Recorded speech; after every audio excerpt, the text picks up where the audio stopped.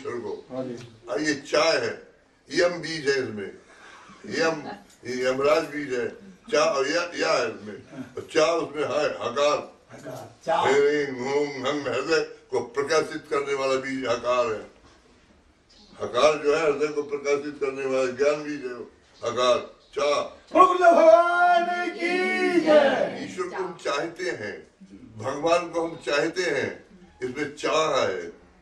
चाय नहीं बोलते, चाहते हैं। कोई बोलते हैं ईश्वर को चाहते हैं, चाय या नहीं है, यम बीज है वो, यमराज के बीज है चाह, चाय या। और हा जो है ह्रीं हुम हंग हकार, हृदय को प्रकाशित ज्ञान से करने वाला बीज है वो, हा हकार चाह है।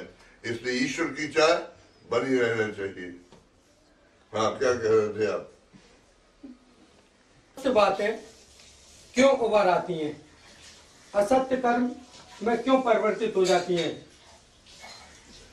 असत्य कर्म ना बने, चित्त में दुर्विचार ना आए, कुविचार ना आए, ऐसा कुछ मार्गदर्शन किया जाए ठाकुर।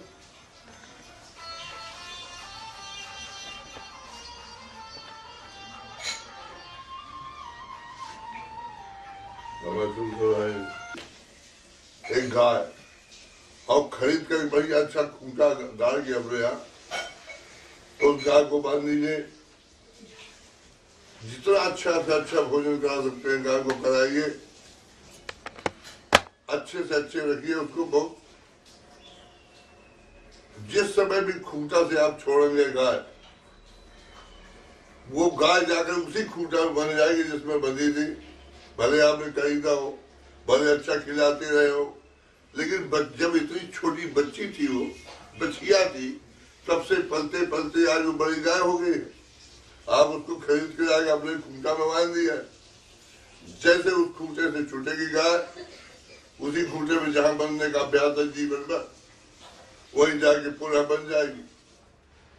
अनेक जन्मों से संस्कार इस माया के लिए क्या पैदा हुए, कितने जन्म इस माया में हुए, कितने जीवों में, जीवात्माओं में, कितने देह में, अनेक प्रकार के 84 लाख योनियों में ये जीवात्मा प्रवेश करती आई है, माया में डूबती चली आई है। न जाने कितने सौभाग्य से ये 84 लाख योनियों को पार करके अथवा ईश्वर की कृपा से मनुष्य बनाए गए। पर संस्कार तो पड़े हुए हैं माया के।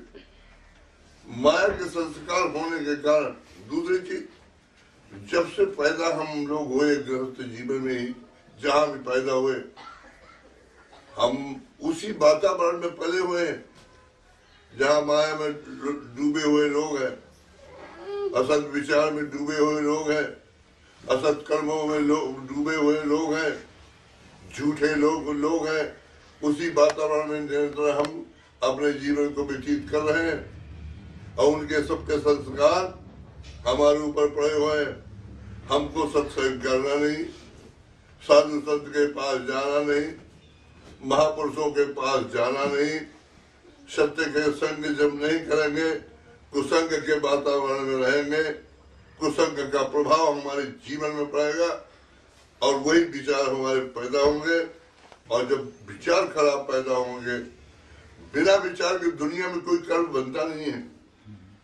अच्छे विचार बनेंगे, अच्छे कर्म बनेंगे, दूषित विचार बनेंगे, दूषित कर्म बनेंगे। तो विचार क्यों दूषित आ रहे हैं? क्यों हम बचपन से दूषित वातावरण में रहने के अभ्यासी हो चुके हैं। हमको सत्संग का वातावरण सुहाता नहीं है।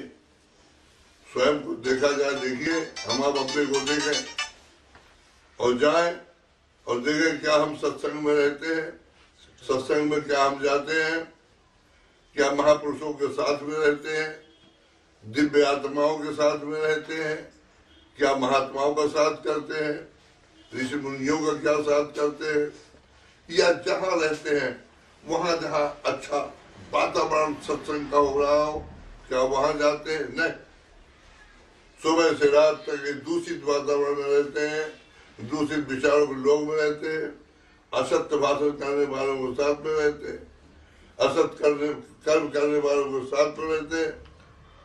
उन सारे लोगों का प्रभाव हमारे मन पर, हमारी बुद्धि पर, हमारे चित्त पर, उन दूषित वातावरण का प्रभाव पड़ता है जिस वातावरण में हम रहते हैं।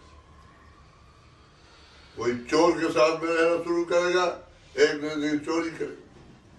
साहूकार के साथ भी ईमानदार सच्चाई के साथ में रहेगा, एक दिन सच्चा ईमानदार बनेगा। सत्संगति महिमा ने कोई, राम कृपा बिन सोम सोई। भगवान की कृपा से अगर हम सत्संग के वातावरण में रहना प्रारंभ कर दें तो हमारे दूषित विचार हट जाएंगे, अच्छे विचार आने लगेंगे, अच्छे कर्म बनने लगेंगे। पर हमको उन वातावरण से हटके सत्य के वातावरण में, सच्चे के लोगों के वातावरण में, भक्तों के वातावरण में, साधु संतों के वातावरण में हमको जाना पड़ेगा, अभ्यस्त होना पड़ेगा। उनका प्रभाव जब हमारे जीवन पर पड़ेगा तो जो आप कह रहे हैं, न मन दूषित होगा, न विचार दूषित होंगे, न कर्म दूषित होंगे, मगर हमको सत्य के वातावरण में रहना होगा और सत्य का आचरण करना होगा।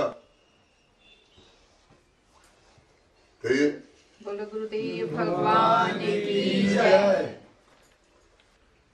आज हम पाश्चात्य सभ्यता की ओर बढ़ते चले गए, दूसरे विदेशों की नकल करते चले आ रहे हैं। नकल से हमारी अकल भी खराब होने लगी है। हम अपनी प्राचीन सभ्यता को भूलते जा रहे हैं और दूसरी सभ्यता को अंगीकार करते चले आ रहे हैं। इसलिए हमारे विचार दूषित हो रहे हैं, मन दूषित हो रहे हैं, कर्म दूषित हो रहे हैं। फिर हम सत्य में चलने के बाद बेकार प्रथा करते हैं, सत्य में चलने का कोई कर्म ही नहीं करते हैं, केवल वाणी से बोलते हैं। इसलिए हमको जब तक वह वातावरण न मिलेगा, हमारे विचारों को सुधार न होगा, हमसे सत्कर्म नहीं बन पाएंगे। अगर हमारी शौक है तो हम उस वातावरण में प्रवेश करें जहाँ सत्य के विचार हैं, जहाँ सत्य का वातावरण है, जहाँ ईश्वर की चर्चाएं हैं, ईश्वर का साथ है। ऐसे वातावरण में जाएंगे, हम बदलेंगे जरूर, विचार बदलेंगे जरूर, पर हमको स्वयं को चेंज होने के लिए पाठशाला चेंज करनी पड़ेगी। जिस प्रकार की पाठशाला में जाएंगे उस प्रकार का विद्या अध्ययन कर पाएंगे। तो इसलिए सत्य के विद्यालय में हमको प्रवेश करना होगा। हम असत्य के विद्यालय में रहते हुए सत्य की बात करते हैं झूठी। इसलिए हमको अगर सत्य में चलना है तो उस विद्यालय में जाना होगा। ऐसा नहीं है असत्य के विद्यालय ज्यादा है, सत्य के विद्यालय कम है, पर विद्यालय समाप्त नहीं हुए। किसी युग में, कलयुग में सत्य के विद्यालय समाप्त नहीं हुए, विद्यालय है, कम है, पर जिन खोजा तिन पाएंगे, गहरे पानी पैठ। हम सत्य के विद्यालय खोजेंगे, हमको सत्य का विद्यालय मिलेगा। सत्य का वातावरण खोजेंगे, सत्य का वातावरण मिलेगा। साधु संत महात्मा खोजेंगे, उनका साथ चाहेगा, वो मिलेगा। ये हमारा वातावरण बदलेगा। जैसा साथ करेंगे, जैसा लोगों का, अच्छे लोगों का मन अच्छा होगा, बुद्धि अच्छा होगी, मन ईश्वर की तरफ लगेगा, सत्य की तरफ चलेगा। क्योंकि असत्य के वातावरण में हम डूब चुके हैं।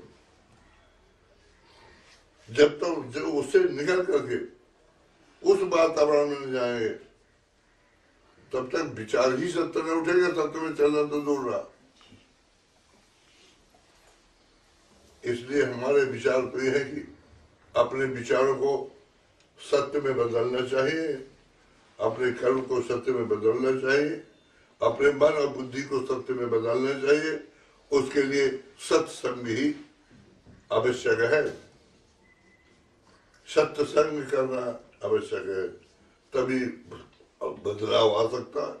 अन्यथा माया से उबरना मुश्किल है।